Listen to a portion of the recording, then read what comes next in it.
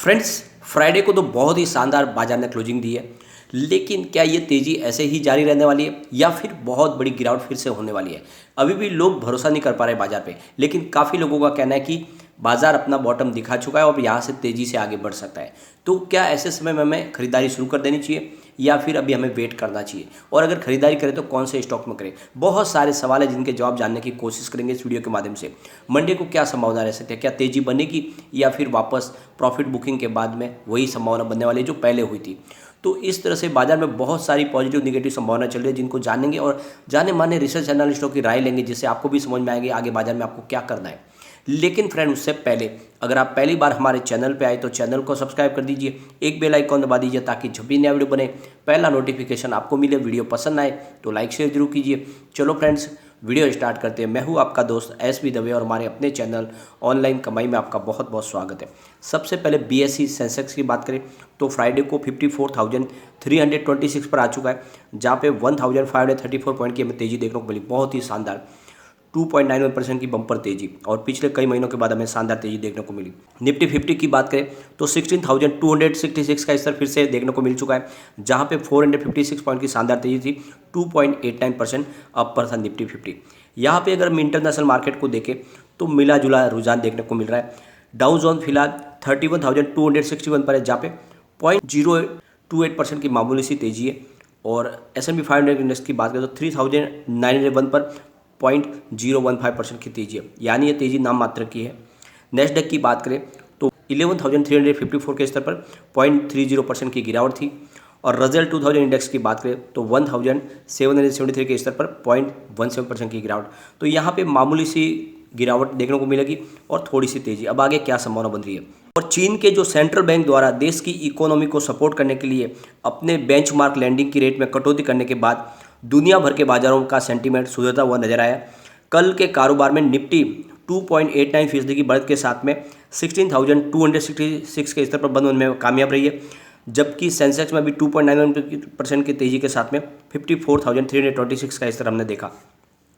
Technical analyst का कहना है कि निफ्टी में शॉर्ट टर्म में बॉटम बनने के पहले संकेत दिखाई दिए, हालांकि इसका इंटरमीडिएट ट्रेंड अभी भी मंदी का बना हुआ है। कल निफ्टी को रिलायंस जैसे हैवीवेट शेयर का सपोर्ट मिलता नजर आया था। यह स्टॉक कल 6.6% के बढ़त के साथ में बंद हुआ, बहुत ही जबरदस्त। कल मेटल शेयरों में भी बहुत ही शानदार तेजी थी। पिछले कारोबारी सत्र में 4% से ज़्यादा टूटने वाले मेटल इंडेक्स में 4.2% की शानदार तेजी देखने को मिली। अब HDFC सिक्योरिटीज की तरफ से दीपक जसानी का कहना है कि पॉजिटिव ग्लोबल संकेतों और चीन के सेंट्रल बैंक द्वारा अपनी अहम ब्याज दर में कटौती के पॉजिटिव खबरों के चलते कल निफ्टी में हमें अच्छी बढ़त देखने को मिली। एशियन और यूरोपियन बाजारों में भी मजबूती बनाई रही। और उन्होंने आगे कहा कि निफ्टी में शॉर्ट टर्म में बॉटम बनने के पहले संकेत तो दे दिए हैं। अगर निफ्टी 16,404 के स्तर पर जाता है तो हमारी इस उम्मीद को और मजबूती मिलेगी। अब निफ्टी के लिए अगला रेजिस्टेंस 16,624 का नजर आ रहा है।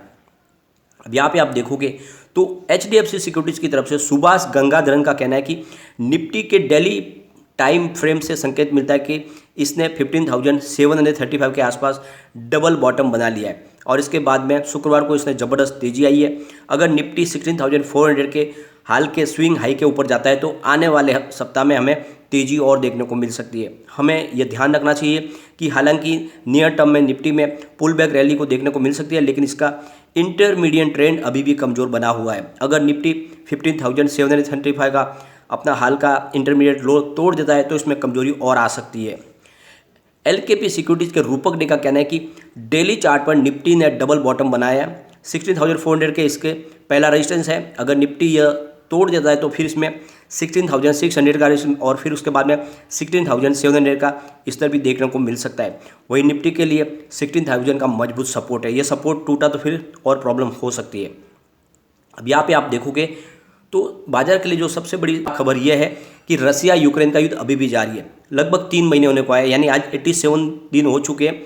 रसिया यूक्रेन का युद्ध बंद नहीं हो रहा है और इसी से सारा वातावरण बिगड़ा था, और विश्व में जो आर्थिक मंदी का जो वातावरण शुरू हुआ ये सारा रसिया यूक्रेन की देन है।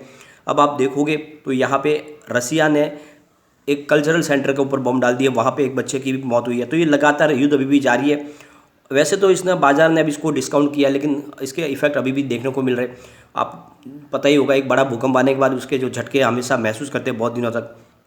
अब आप देखोगे तो रविंद्र राव कोटक सिक्योरिटीज की तरफ से उनका कहना है, पिछले कुछ दिनों से वित्तीय बाजार में जोखिम वाली संपत्तियों जैसे कि इक्विटी कमोडिटी से निकलकर लोग कैश को सुरक्षित रखने का खास ध्यान रख रहे हैं, यानी लोगों का जो रुझान है डॉलर की तरफ बढ़ने लगा है।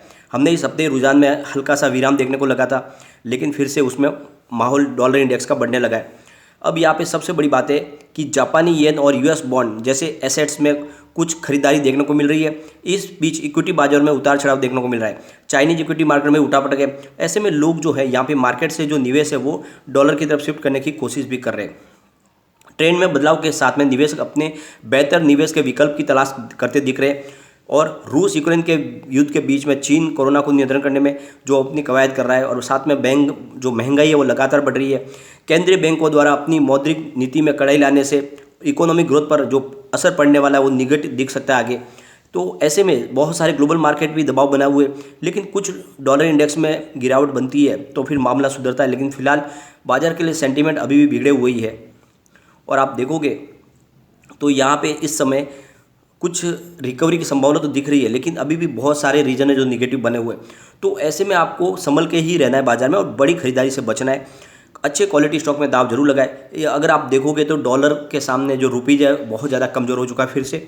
अब कल की अगर देखो बात, तो कल 20 तारीख को ये रात की जो है अपडेट है, इसके हिसाब से 77.82 पर फिर से इंडियन रुपीज आ चुका है। इसका मतलब बहुत ज़्यादा वीक हो चुका है और ये चिंताजनक है, क्योंकि आप देखोगे तो 4-5 दिन पहले इसकी प्राइस 76 के आसपास थी। अब 76 से अगर ये 88 के आसपास पहुंच गया तो ये बहुत ज़्यादा चिंताजनक बात है और काफ़ी ज़्यादा पिटाई हो रही है हमारे इंडियन रुपीज़ की। तो ये बाजार के लिए बहुत ज़्यादा एक खतरे की घंटी है। अब दूसरी तरफ अगर देखो तो क्रूड में भी फिर से उछाल आने लगा है। WTI जो क्रूड है वो फिलहाल 110 के आसपास, जहाँ पे 0.35% की तेजी है, और ब्रेंट क्रूड $112 पर आ चुका है, जहाँ पे 0.46% की तेजी है। तो यहाँ पे इंटरनेशनल मार्केट में क्रूड ऑयल की प्राइस फिर से थोड़ी उछाल मारने लगी है, और ये सारी जो बातें बाजार के लिए अच्छी नहीं है।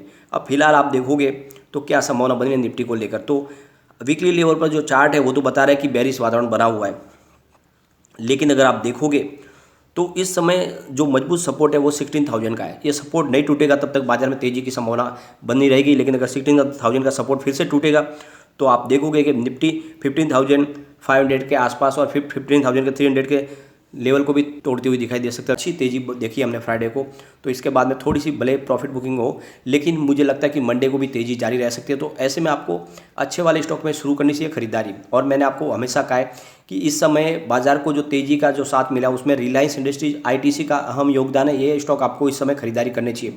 साथ में आप देखो तो IRFC ने अपना बहुत ही शानदार रिजल्ट पेश किया है। IRFC में आपको निवेश जरूर करना चाहिए, क्योंकि उसने डिविडेंड का भी ऐलान कर दिया है और पिछली बार भी डिविडेंड दिया। अगर आप देखोगे तो लगभग 3.5 रुपये का डिविडेंड मिल चुका है। तो ऐसे में IRFC में अगर आप इन्वेस्टमेंट करते हो तो आने वाले समय में आपको अच्छा रिटर्न तो मिलेगा ही। बाजार में अगर गिरावट भी होती है तो आपके निवेश को सुरक्षित रखने में एक बड़ा रोल अदा करेगी IRFC। और इस समय जब LIC काफ़ी नीचे आ गया तो खरीदारी का मौका बनता है। अगर आप IPO में नहीं लिए शेयर तो इस समय LIC में आप खरीदारी के बारे में सोचिए। 750 से 800 का जो लेवल है बहुत ही शानदार है LIC में खरीदारी के लिए। आने वाले समय में डेफिनेटली आपको बहुत अच्छा रिटर्न मिलेगा, क्योंकि LIC एक मजबूत संस्था है। बाजार में उसकी 4% की हिस्सेदारी आपको ध्यान रखना है। बड़ी बड़ी कंपनियों में अच्छी खासी उसकी होल्डिंग है। आप देखोगे तो ITC में लगभग 15% की होल्डिंग लेकर LIC अकेला बैठा है, और IDBI बैंक में 49% की स्टेक है। ऐसे आप देखोगे तो LIC बहुत मजबूत बाजार के खिलाड़ी है, और इसलिए आपको LIC में निवेश के बारे में सोचना चाहिए। ये स्टॉक फिलहाल आप अपने ध्यान में रखें। लेकिन फ्रेंड, कोई भी इन्वेस्टमेंट करने से पहले अपने फाइनेंशियल एडवाइजर से एक बार भी ले ले, या अपना खुद का रिसर्च करें, क्योंकि मैंने वीडियो आपके एजुकेशनल पर्पज़ के लिए ही बनाया। वीडियो पसंद आए तो लाइक शेयर जरूर कीजिए और चैनल को सब्सक्राइब कर दीजिए। Thank you friend.